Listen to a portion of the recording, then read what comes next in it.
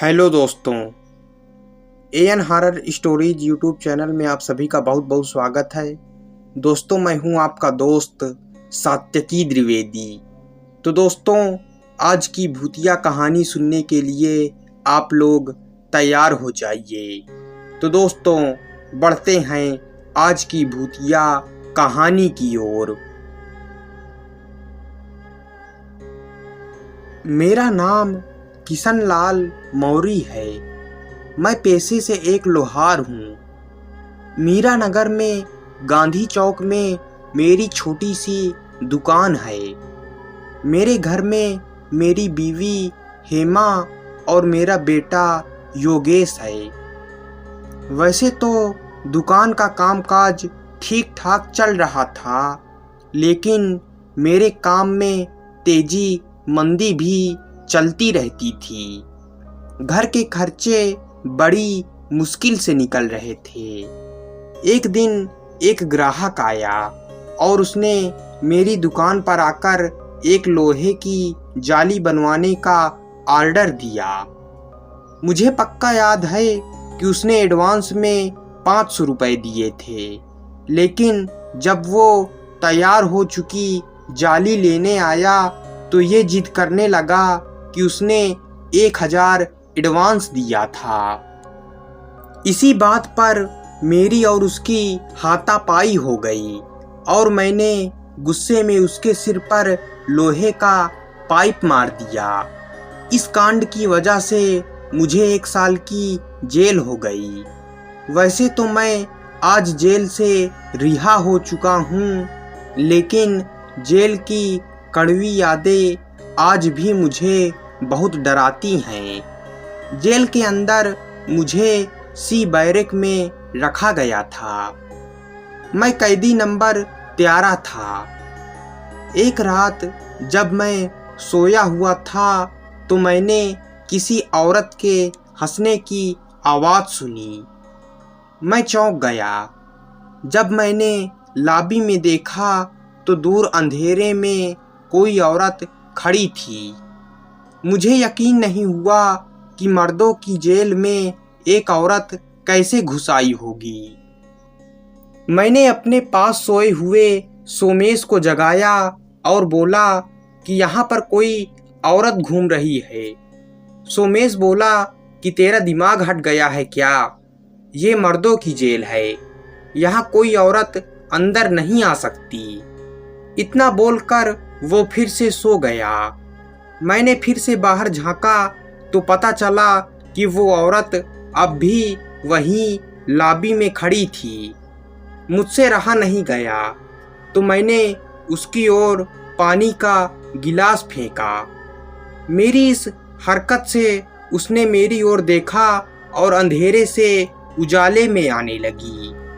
वो एक सजी धजी जवान औरत थी। वो हमारे सेल के पास आकर रुक गई। मैं डर के मारे थोड़ा पीछे हट गया। तभी अचानक उसने हमारे सेल के ताले पर नजर डाली। पलक झपकते ही ताला खुलकर नीचे गिर गया और दरवाजा भी खुल गया। ये सब देखकर मेरे तो रोंगटे खड़े हो गए। उसके बाद उसने मेरी ओर नजर घुमाई। मैं उसे देखकर डर के मारे कांपने लगा। अब वो फिर से मुड़कर उस ओर जाने लगी जहां से वो आई थी। जब वो मुड़ी तो उसके पीठ पर कोई मांस या चमड़ी नहीं थी, सिर्फ पिंजर था। ये भयानक नज़ारा देखकर मेरे तो होश उड़ गए। मैं चिल्लाना चाहता था, लेकिन ज़बान से आवाज़ नहीं निकल पा रही थी। कुछ ही देर में वो भयानक औरत गायब हो गई। मैंने फिर से सोमेश को जगाया। इस बार मेरा डरा हुआ चेहरा देखकर सोमेश भी चौंक गया। उसने सेल का दरवाज़ा खुला देखा तो वो बोला कि ये तूने क्या किया? हम पर जेल से भागने का आरोप लगेगा। हम दोनों ने मिलकर सेल का दरवाज़ा बंद कर लिया और खुला ताला लटका दिया। सुबह जब हमें गार्ड बाहर निकालने आया तो उसने हमारे सेल का ताला खुला पाया। उसने फौरन जेलर साहब को बुलाया। हमें तो लगा कि गए काम से, एक और मुकदमा झेलना पड़ेगा।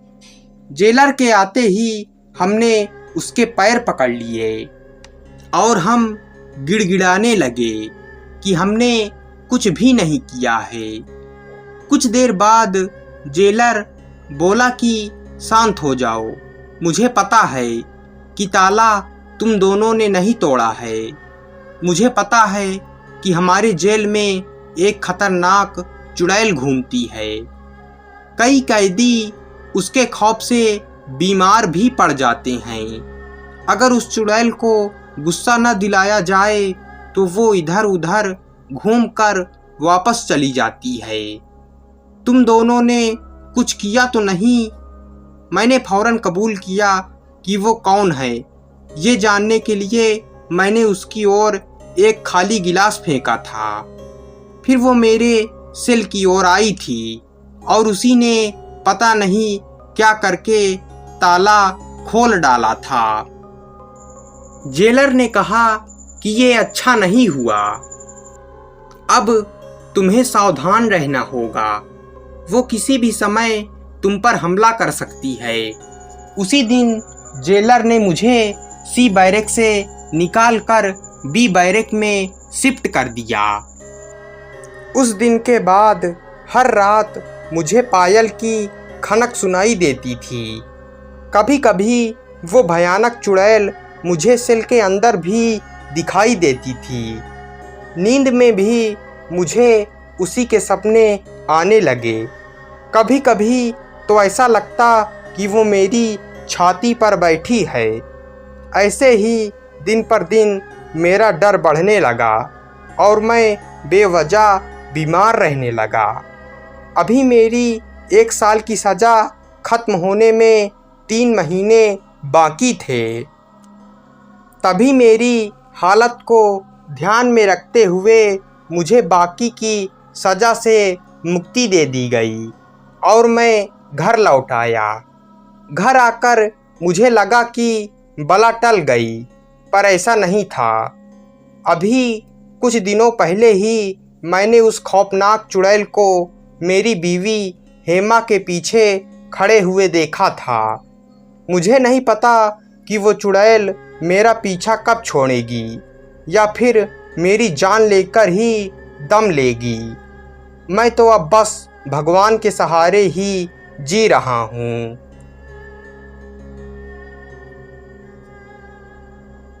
तो दोस्तों, ये कहानी यहीं पर ख़त्म होती है। कहानी पसंद आई हो तो वीडियो को लाइक, चैनल को सब्सक्राइब कर दीजिएगा। मिलते हैं अगली भूतिया कहानी में।